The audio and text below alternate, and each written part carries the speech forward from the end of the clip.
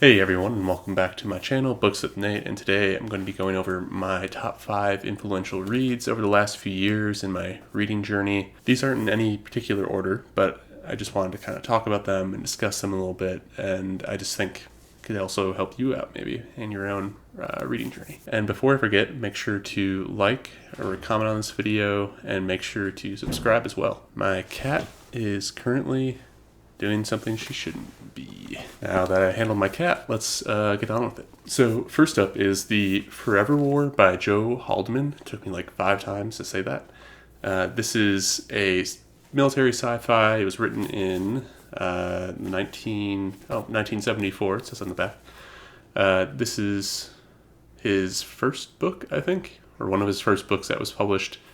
Joe Haldeman was a veteran of the Vietnam War, and you can really kind of see that come through in this book. This book follows a soldier set in the kind of, I guess, our present, but in the future, in sort of a fight against this alien race, and it follows that aspect of it, but it also, kind of the crux of it all is how he's treated when he comes back home, and especially follows the sort of veteran experience. I've really come to appreciate this book over time. I read this last year and I gave it a 4 out of 5. It wasn't my favorite thing in the world, but I've kind of come back to it, thinking about it more recently. It just does a great job of looking at sort of the veterans' experience coming back from war and how they're treated, and sort of the disdain that the public has if they're not acting normal. This, like I said before, this follows a soldier in a fight against this alien race, but it takes place over several hundred years, and I think he handles sort of that veteran experience interestingly, because sort of how they're able to travel in this is through time dilation, and so the main character is maybe 20 to 30 years old, but back home they've progressed 70 to 80 years and things have changed drastically, and it kind of goes through these jumps. This isn't spoilery. I think sort of how Haldeman approached this, just through, how society and culture changes, and as a veteran, you may want things to be, how they were, and that's just not the case most of the time. He did a great job of making me empathetic with the main character and his struggles, and also just kind of thinking more compassionately about, just sort of the everyday struggles of veterans, and just what they go through for what's sometimes a pointless war and pointless violence. I've come to think about this book more, and it's pretty good. In terms of the writing, it's a little blunt, but I think the message that it sends is really a great message, and I can't recommend this enough. It's a really popular sci-fi book too, so if you want to get into sci-fi, I would say this is a good start. There are some elements that I disagree with, just in terms of how he handles certain characters, and just sort of the culture of it. Sometimes it just feels a little off, but I think it's more of something from the time, and you just have to take that into context and what it all means. I enjoyed this book. I would definitely recommend it if you want to get into sci-fi.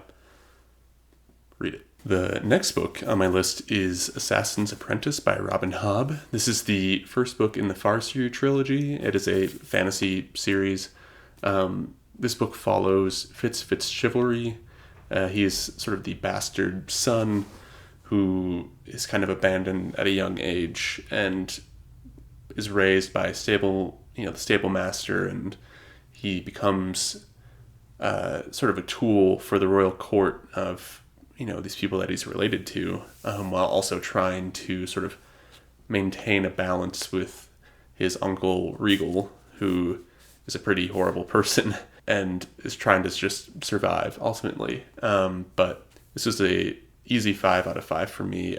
This is my first sort of really good experience with a first person narrative, and I think Hop's writing, it was very easy to digest, but it was really just great prose. She just had a way with words that just felt very smooth. I think this is written just before Game of Thrones came out, and it kind of feels like you're following Jon Snow, essentially. So if you like Jon Snow from the Game of Thrones, I think you'll like this book. It is a really just solid overall book. I kind of fell off for me at the end of the trilogy. The third book just wasn't for me, but I definitely plan to pick up the series again with the Live Ship Traders. That definitely seems like an interesting series. But anyways, more about this book. I just like it a lot. I definitely recommend this to people sort of as an intro to fantasy, because it's not super hard. The magic system isn't really crazy. Oh, and the magic systems definitely have some context for, I think, real world issues that are going on right now and sort of how people are treated. I think there's a lot of meta text there that's really well done and handled. And it's just a really great book. Hobb does a great job of putting Fitz through the ringer. I definitely empathize with him. I didn't really like him all that much, but he's a character that you just can't help but empathize with because of what he goes through and how he's treated. And it's rough, but she did a great job of handling him, I think, throughout the trilogy.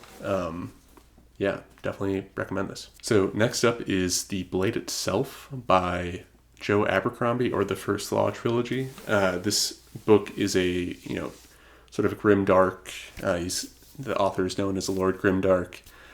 Fantasy work. It follows Logan Ninefingers, who's sort of this roughed up, almost Northman warrior barbarian guy. San Danglocta, who's a torturer of sorts. I guess you could say somebody who likes information for the government.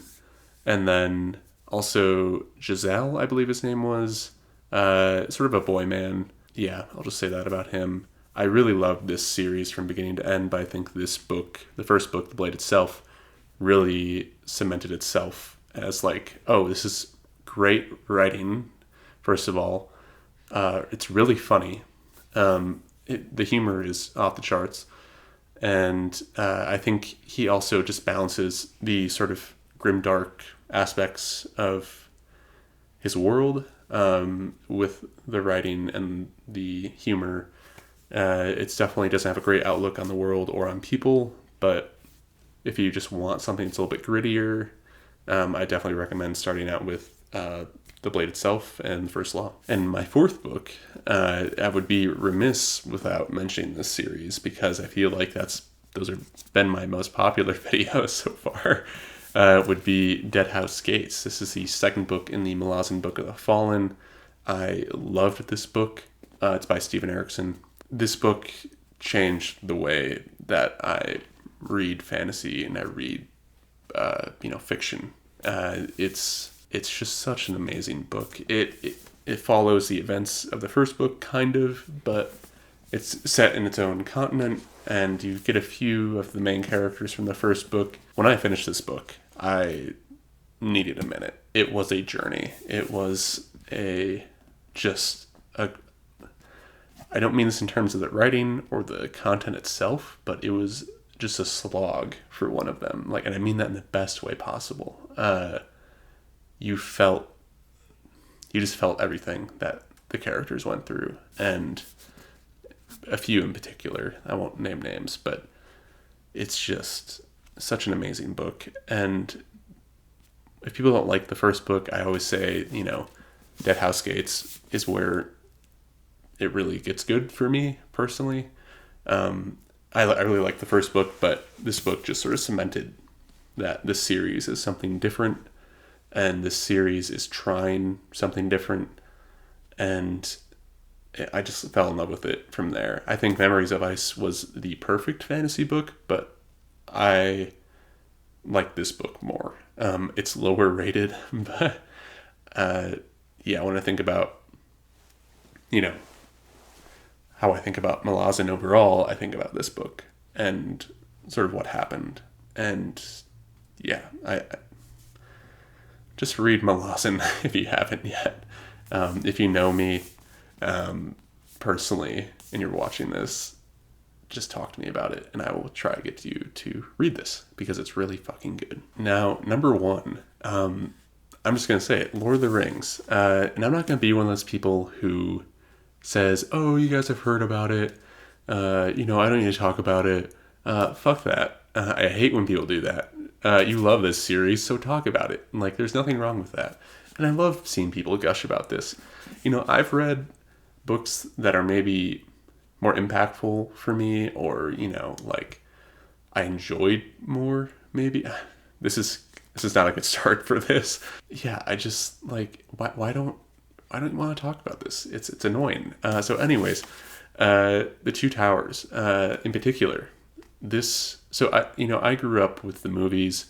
I watched the movies a ton. I didn't really read the books. I read The Fellowship a bunch, but I didn't read the series until the end of 2020 when I really started to get into reading, and I kind of wanted to read the trilogy to kind of be just for me personally, okay, now you can go read other fantasy, because I loved the movies and I adored them, but I wanted to read the books, and I liked the first book, but I think the second book is a lot better because you follow Sam and Frodo, and I think for a lot of people it's kind of boring, but just kind of how Tolkien described certain areas like the Dead Marshes, for example, that really stuck with me because you can really see his influence from his wartime experience in World War One to this book in particular, and also throughout the trilogy. The Battle of Helm's Deep was great.